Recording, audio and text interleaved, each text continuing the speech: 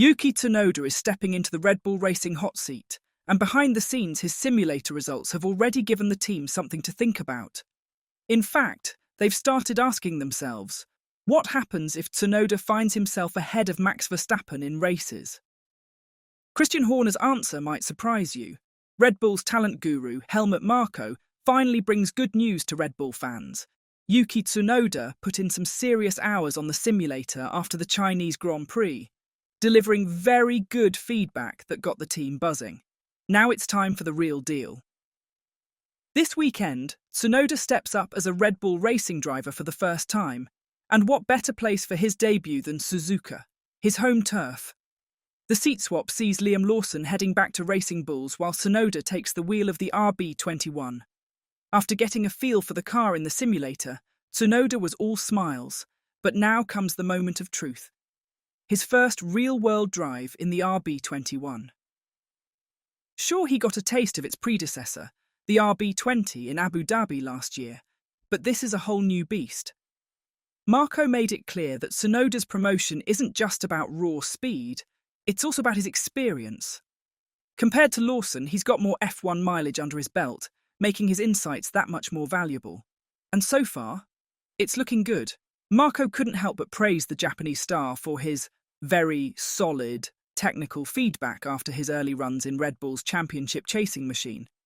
If his simulator skills translate to the track, Suzuka's about to get a whole lot louder.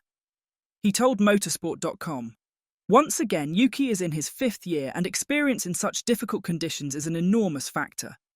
Yuki has repeatedly emphasized that he's actually the right man for Red Bull Racing. We gave him 2 or 3 simulator sessions and those were very good. Also, his technical feedback, something he had been criticized for in the past, was very solid. We had to act quickly and everything was positive. Also, the technical feedback, which he had often been accused of lacking, that he didn't understand the technical side or couldn't set up a car, that also turned out to be incorrect." When asked whether Yuki Tsunoda even had the option to turn down a Red Bull Racing seat, given the team's well-known ability to shuffle its drivers at will, Helmut Marko didn't beat around the bush. He confirmed that, yes, Tsunoda wouldn't have had much say in the matter. But as it turns out, there was no need for arm-twisting. Tsunoda had his sights set on this move all along. "From a contractual standpoint, yes," he replied. But Yuki had quietly expected this to happen all along. The only surprise was that it came so quickly. So does this spell the end of Liam Lawson's chances of driving for Red Bull again? Not exactly. Helmut Marko used a stricken boxer analogy to describe Lawson as he reassured him that it's not the end of the road, just a tough round. Drawing inspiration from comeback stories like Pierre Gasly and Alex Albon, Marko pointed out that even after losing their Red Bull seats, both drivers have rebuilt their reputations and are now respected figures in Formula One. Explaining the decision to swap Lawson for Yuki Tsunoda, Marko revealed that after 2 rough races in the Red Bull seat, he and the team's shareholders felt a change was necessary. He likened the young Kiwi to a battered boxer after a punishing fight, down but certainly not out. That being said, Marko added a harsh reality check. If Liam Lawson weren't part of the Red Bull system, this swap might have left him without an F1 seat altogether. Pointing to history, Marko referenced Pierre Gasly's mid-2019 demotion for Alex Albon and Albon's own drop to reserve duties after 2020 when Sergio Perez took over at Red Bull. But despite those setbacks, both drivers fought their way back and rebuilt their reputations with strong performances at their current teams. In Marko's eyes, Lawson can follow the same path. He just has to get back in the ring and keep swinging. He shared these thoughts with The Telegraph, where he said, "It wasn't an easy decision either, but Liam was like a stricken boxer, and we are not throwing him out of Formula One. He remains active within Red Bull, and the Racing Bull is a good car. We have also had to make similar decisions in the past with Pierre Gasly and Alex Albon. They then recovered and are highly regarded Formula One drivers. We are in the unique position of being able to do this. In another team, he would have left Formula One immediately. I also believe that if Liam had not had so many technical problems and the car was more controllable, this would have worked. It's always easy to talk with hindsight. But all of us now, meaning all the shareholders, came to the conclusion that we had to make this change. Helmut Marko revealed that Red Bull has been considering a different setup for the second car to make it easier to handle. Yuki Tsunoda will be making his Red Bull debut at Suzuka this weekend, racing on home soil after Liam Lawson's brief two-race stint, with Lawson returning to racing bulls. While team leader Max Verstappen thrives with a car that has a highly sensitive front end, his teammates have occasionally found it tricky to extract the same performance, as the Red Bull responds so sharply to inputs. Marko agreed with former Red Bull driver Alex Albon's comparison of the car to a computer mouse due to its sensitivity, calling it an accurate description.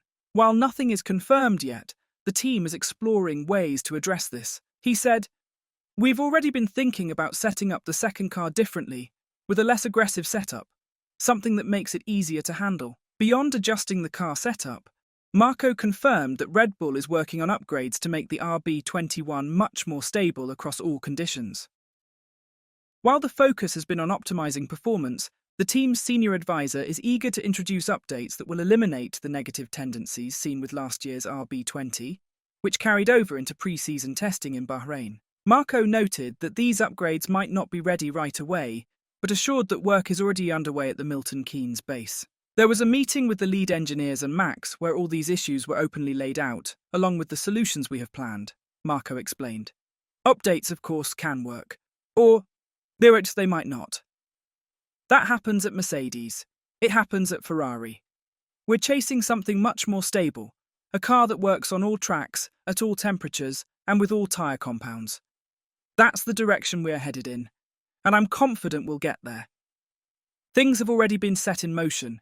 We already saw in the Bahrain test that certain negative tendencies from last year's car had reappeared, and developments like this don't happen overnight.